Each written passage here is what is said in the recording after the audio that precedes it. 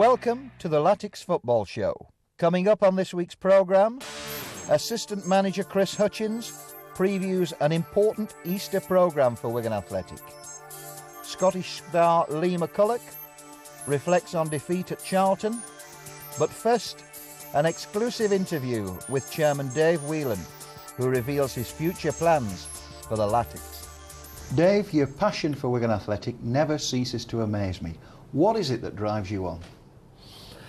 It's football, and when football's in your blood, rugby league, football, sport generally. I love sport, I love football, and to be part and parcel of Wigan Athletic is very special. It's we've had over 10 years. We've had a magnificent, fantastic run of football that the crowd, the town have got behind. I'm excited every time the lads run out onto the field.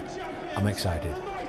Did you ever imagine that Wigan would have reached this pinnacle of Premiership status? Well, when I first bought the club and the press were there and they sort of said, "Now, what's your ambition?" And I said, "There's only one ambition, that's the Premier League." And they all had a little laugh and a mutter and, you know, but I did mean it. You know, the Premier League is the ambition. If you've not got an ambition to go in the Premier League, why play? Whatever team you're in whichever division they're in playing, the second, the first, the Championship, every club in there must and should and will have an ambition to play in the Premier, and that's what I've got. Now, it's been an up and down season and people said it was going to be tough. Have you enjoyed it? I've enjoyed parts of it. I mean, when we had 5 players injured, you feel hard done by. You know, lads going away international. We've sort of 8 players away this week in international duty. I hope they all come back fit, because if they are, we've only the goalkeeper injured then. But I've enjoyed most of the season, but I don't think we have got the recognition that we deserve this year. I mean, we should have beaten Arsenal at Arsenal. We should have at least got a point here against Arsenal, at least a point against Liverpool here. We were robbed at Blackburn. And Wigan now could be sat on 40 points in the middle of the league or in the top half of the league very, very easily, because this team is a much, much better team than last year. Wigan still have a damn good reputation within football circles though, Dave, don't they? Following on from the success of last year. Well, we were the surprise package last year, like Reading are the surprise packet this year. They all know us this year. We go on the field, Wigan are determined. They give 100%, the manager insists on that. And we've probably got the best young manager in the whole of the Football League, in Paul Jewell. So it's just great to be part and parcel of a club like this that's come from the bottom and seems to be settling down and is very happy at the top. Now, speaking of Paul, do you feel that he's further enhanced his reputation this season with the way that he's turned things around? Because just after Christmas, Latics were in a precarious position, weren't they? Yeah, we were. We had plenty of injuries, and playing squad of 2022 doesn't compare with Liverpool's or Man U, and we can't ever compare with them. But what Paul Jewell's done, he always said to me, if we stay with the first year, the second season will be the toughest. If we can survive the first year and then the second year, things then begin to get better. And I appreciate what he says, and I look at it and I think, yeah, I realise that this season has been tough, because last season we were favourites to go down. Everybody thought Wigan will be down. We were nowhere near that. This year everybody didn't think Wigan would go down, and we have been fighting for our lives at times. I mean, we had a bad run of 8 losses, 5, 6, 7 players on the injured list. Things were tough at the club. We've changed it around a bit now. I mean, we're back playing football, and hopefully we'll get everybody back from international duty this weekend, and they'll all be fit and ready to play. Do you feel that firm foundations are in place for a bright future for Wigan Athletic, Dave? The foundations are already laid, and I think the town is coming round to the idea that Wigan Athletic are a Premier League side, and they're coming round. We're going to help this next season with ticket prices. We want to fill this ground. We want atmosphere. We want all the people of Wigan to come and sit down here. We're going to charge £15, no more than that, for all kinds of games. The season tickets are going to be so good and such a keen price. We're going to be cheapest in the land. We do want to continue to build Wigan Athletics crowds. Wigan Rugby League Club sell out against St Helens, fantastic. We want that for Wigan Athletic, week in, week out. Now, we've seen a Manchester Evening News campaign to lower prices. Other clubs have slashed prices. Do you feel it had to be done here at Wigan, Dave? There's no doubt it's got to be done across the board. There's only probably 4 or 5 teams in the Premier League who can command prices of 20, 30, 40, 50 pounds. We cannot go anywhere near that. There's enough money in the game from television contract, etc., to let people watch this game for as little as £10 to £15. Now we've got to grasp that, we've got to grasp the metal, and we've got to say to people, bring your family. It's not cheap. Even at £15 for 4 of them to come, it's not cheap. I mean, they're paying £60 or something to come and watch a football match. That's an awful lot of money. And there's mountains of money in this game going through television, etc. So let's lower the prices, let's get people back enjoying the game. Now, Dave, I've often wondered, if Wigan Athletic lose at weekend, does that spoil you a weekend for you? Because I know Paul Jewell admits that things are not rosy when results don't go his way. I'm not quite as bad as Paul, I have to say that. But I don't like us losing. When I was playing, I wouldn't speak to my wife for 2 days if we lost. Now it takes me 5 minutes to recover. I still feel awful. If you lose to Liverpool, Man U, somebody, you've got to half expect that. It's when you lose the marginal games that you think you could win or get a point, or you get robbed, like we've been a couple of times this season. I've really then got to swallow hard, disappear in the toilet for 5 minutes, and then put on a face that I represent Wigan Athletic as the chairman, and I've got to be seen to be a good sportsman. And generally, I can accept it. When we look around at this magnificent stadium, Dave, and it dominates the Wigan skyline, how much pride does it give you to see a dream becoming reality? The best thrill I get is when this ground is full. And when you come out there and you can sit in the seat and look around and this ground is full, that gives me a feeling of fantastic quality that we've got in Wigan now. I mean, this stadium has lifted Wigan out of the doldrums, let's be fair, it has done that. The new shopping centre in Wigan, I've just been in this morning, it is fantastic. Our town, from an old cotton mining town, the people haven't changed, the town is changing now. What Wigan Athletic want to do is to change Wigan into them believing that we are a Premiership side. Next year, the year after, the aim is Europe. We want to stay in this year and consolidate, and then the aim is Europe. Why not? We've got our ambition. If we don't have ambition, don't play. Now finally, I've got to ask you this, because supporters often say that without Dave Whelan, there probably wouldn't have been a Wigan Athletic nowadays. Do you tend to agree with that? No, I think Wigan Athletic would have survived without backing that I've given them. I've been lucky enough to be able to do that. Without backing, Wigan would probably be still, and definitely I think would still be playing in the 2nd division or the 1st division now. They would still be in the old 3rd or 4th division, because there's a lot of people have supported this club. Stan Jackson, over the years, like Stan, have been a wonderful supporter of this football club. So there's always someone around. It's getting that person who's lucky enough to be able to put the finance into the club and make sure that the finance is spent properly and you get the right manager. #1 priority. You have good people around you here, though, don't you, Dave? A good team on the field and off it. I have a good board. The board are very, very supportive. They're very, very intelligent people on the board. The Wiganers through and through. We've got a very good chief exec in Brenda Spencer. So we've got a great manager. We've got one of the best managers in the land. So we're lucky. We're very, very lucky in a lot of ways. Okay, we're not Man U, we're not Liverpool. We never will be.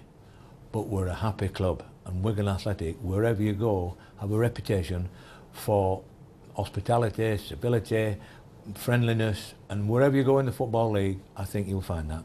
Competition time now. A newer chance to win 4 tickets for the forthcoming home game against Tottenham on Sunday, April 15. To enter, all you have to do is answer the following question. Who did Wigan Athletic sell to Tottenham last summer? Was it A, David Connolly, B, Jason Roberts, or C, Pascal Chimbonda? To enter, text the word Latics, followed by your choice of answer A, B or C, to 88821.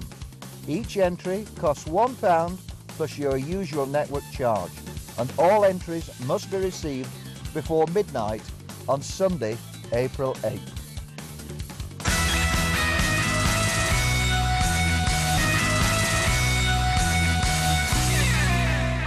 Joined by Chris Hutchins at the training ground this morning. Chris, reflecting on Saturday's game at Charlton, a disappointing result? Yeah, disappointing result. I mean, we felt that we played quite well and certainly deserved something out of the game. Our first impression of the penalty was a little bit dubious, but having watched it again, it looks like it was a penalty. So, you know, it's hard to take when it's so late on in the game, and, you know, we obviously felt that we should have come away with something. Yeah, it was a bit disappointing Saturday. I think we played well at times, but a dubious decision cost us. So look ahead for Saturday. It's a massive game for us. I think Alan Pardue would have said that we were probably probably shaded it, but you know, at the end of the day, we've come away with nothing. So we've got to start all over again come the Easter period. We dominated, especially after half time. A couple of chances, some great balls going in the box. Strikers had a couple of chances, but they were throwing themselves in front of things, defending. So, but that's gone now. And the only thing is to look forward to Saturday now. Now, Chris, after Manchester City, Paul Jewell said that it was a good win, but you weren't safe. And I think what he said then has been proved correct, hasn't it, with how results have gone since? Yeah, I think we always knew that. It'll probably go right to the wire. You know, and as you see in the league table, there's probably 7-8 clubs that are involved in that, you know, depending on results. So it's down to us, it's in our own hands. We've got to make sure we get up a couple of wins, hopefully to get out of the trouble. How have the players reacted to Saturday, Chris? Yeah, obviously disappointed. You know, it was a long trip home after, you know, thinking that we should have got something out of the game. You know, today they're lively and buoyant, so you know, we've got to work towards the Easter programme. You've got a good record against Bolton. You always seem to enjoy a damn good ding-dong derby contest with that lad. Is that the case? Well, as a team we do quite well personally. I've seemed to have scored a couple of goals against them. I'd love to get one Saturday, and I'll be trying to do that. But I think the most important thing's 3 points. As long as we get that, we're at home. Stands us in good stead. Now, what are you predicting from here on in? Because obviously there's 2 tough games coming up.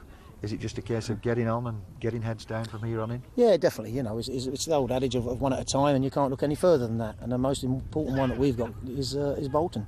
So we're looking no further ahead of that. And when that's out of the way, you look forward to the next one. But you know, Bolton's the one that we've got to deal with first and foremost. With how results went at weekend, though, you're very much back in the mix now, though, aren't you? Definitely. Yeah, but there's other teams there as well. I think it's all in our hands. That's the main thing. And come Saturday, if we get 3 points, everything's looking rosy again. And then after that, it's Aston Villa. That won't be easy either, will it? No, it won't be. But if we get a result against Bolton, then we go and get a result against Villa. Then Villa's in the mix as well. So it's just trying to pull as many teams round about us down with us and below us. So, but as I say, it's in our own hands anyway. So as long as we look after ourselves, we'll be all right. And of course, from a Bolton point of view, it's a big game for them because they're still hoping for a Champions League spot, aren't they? Yeah, they're going great guns, and you know, we know it's going to be a tough battle. We had a tough encounter up at the Reebok earlier in the season, and we expect it to be no different at the JJB. Always spicy affairs at the JJB, aren't they? Typical derby contests. Well, that's what derby's all about, isn't it? You know, there's no inch given either side, so you know, it makes for a good game. Let's hope we can produce one. On Saturday, I didn't feel the best. We played at home with Scotland, then we were in Italy, and the travelling was hard. So I only come back and seen the boys Friday, and I was travelling back down to London on the Friday again. So it was pretty tough, but I'll get my recovery this week and I'll be up for the game Saturday anyway. So not the best of preparation last week, but hopefully things different this wise. No, that's just international. Just one of those football, things. Yeah. I I didn't really think about it. I just couldn't do my best, but I'll be getting my rest this week, like everybody will, and be looking forward to the game. Chris, what do you think a realistic target would be from Wigan from here on in to stay up? Points wise, well, obviously everyone hopes you get that 40, and I think if you get 40, I think that's going to be plenty this year. But it's going to be difficult, and sometimes if you set yourself too many goals and you don't get the results early on when you're expecting them, then obviously you put a lot of pressure on yourself. So we just take one game at a time and see where it takes us. When you look at the fixtures, there's certainly some interesting games coming up with Charlton playing West Ham and so on, and Sheffield United all involved. It really is going to go to the wire, isn't it? Yeah, it's right in the mix, isn't it? And obviously we got Sheffield United last game of the season, so other teams will be looking at that as probably a 6-pointer, maybe either way. But only time will tell, and let's hope we've got a few more points on the board and we're safe by then. The manager has said that he thinks the relegation battle will probably go down to the wire. Do you think that's the case? I think so. I think there'll be still twists and turns to come. We'll still have Sheffield United, West Ham to play, so I mean, as I keep saying, it is in their own hands, so I think we'll be alright though. And of course you've got West Ham as well too, haven't you? Yeah, that's right, another tough one, and they've had a good result the weekend. So, everyone's playing for those points, and everyone thinks they can get out of trouble. So we're no different, and we're looking forward to the game on Saturday. Just how much does it help a player when you've got a full JJB stadium and the fans are really behind you? It's great, it spurs you on. It makes you dig that little bit deeper when the hard times in the game come. So, I mean, it'd be brilliant to have a full house there and get the fans right behind us and make it all the harder for Bolton. Teenage stars Peter Moore, Lewis Montrose and Russell Saunders have landed professional contracts with Wigan Athletic. The star trio now look forward to a great future at Wigan Athletic.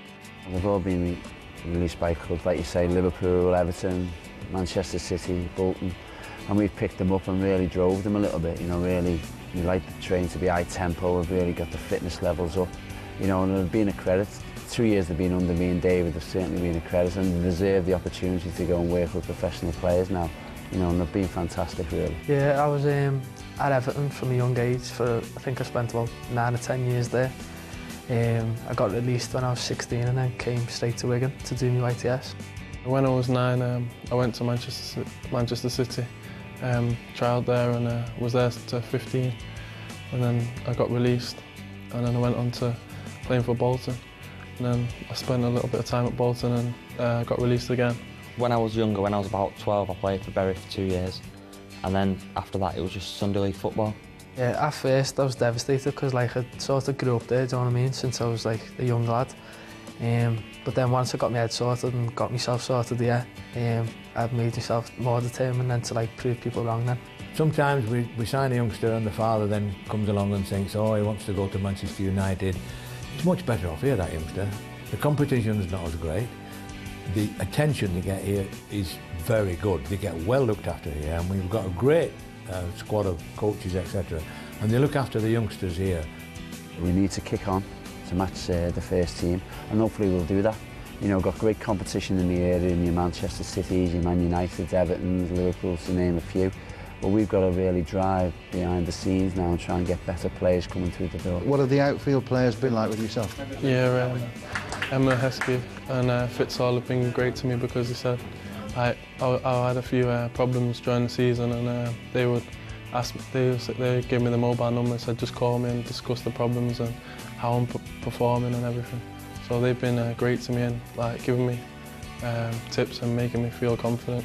Because we mix with them a lot, we can play with them in the reserves and that as well, but you can talk to them sort of like your mates as well, do you know what I mean? Because you're with them all the time and you can learn from them and see what they're doing around the place as well. It's great because they're so down to earth for us. They're not big time Charlies like some of the players might be. They're really nice and you get along with them fine. You look up to people like Ryan and Bainesy to be like them so we can get what they've got and achieve that. I'd say I've worked hard like everyone else has, whether they've got a contract or not, but it was a surprise, yeah.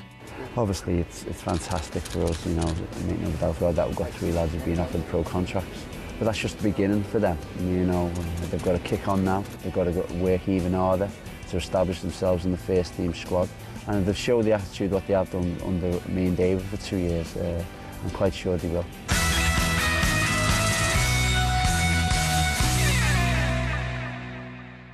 Latest action for the youth team saw them taking on Wrexham at Christopher Park.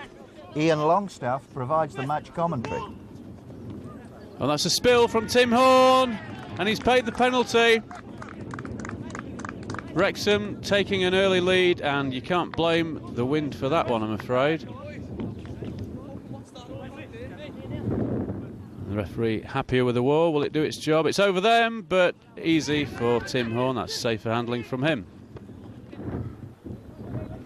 So what can Wigan do here? Ryan Blaney floating it in, and it is in. There may have been a bit of wind assistance there. Well, it looks like goalkeeping errors, 1-1.